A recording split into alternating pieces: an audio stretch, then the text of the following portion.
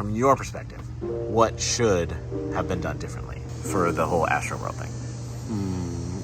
I do not have enough information to speak really on that. But as I was telling you off camera a minute ago, similar build up as far as people getting crushed and the crowd compressing.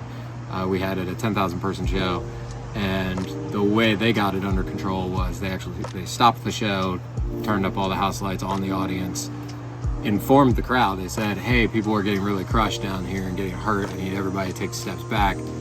And they waited. They actually held the show until people did move back a little bit.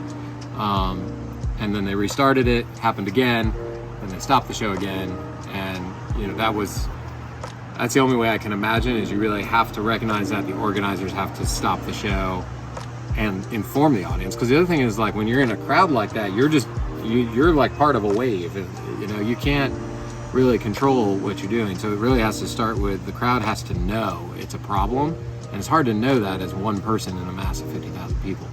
And the way you do that is you turn all the lights on, turn the music off, and let everybody know you have an emergency situation and you need everyone to take a step back. I don't have experience with crowds that big, so it's very hard to tell. I don't know what the site layout was. There's a lot of things that I think it's going to change our industry in a lot of ways. I think it's another watershed event as far as safety goes, kind of like the Indiana State Fair with weather a few years ago.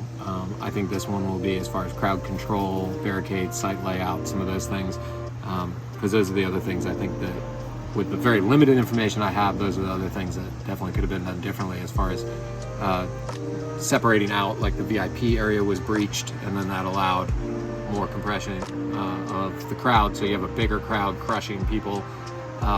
So I think ultimately I don't have the solutions. I don't know, thankfully I wasn't there and not in that position. But hopefully as an industry we can learn from it and figure out ways to prevent it in the future. Because these are things that happen when you get gigantic crowds and a lot of energy. This is not the first time something of that magnitude has started to get out of hand. If anybody's watched the Woodstock 99 documentary, which is amazing, they had similar stuff, including fires and everything else. And it's hard to control that many people in a mob mentality. It's hard to control that many people, once you're in the middle of it and you're crushed in all directions. There's not much you can do. So hopefully our industry learns a whole lot from it and gets safer and better, and learns how to prevent those things.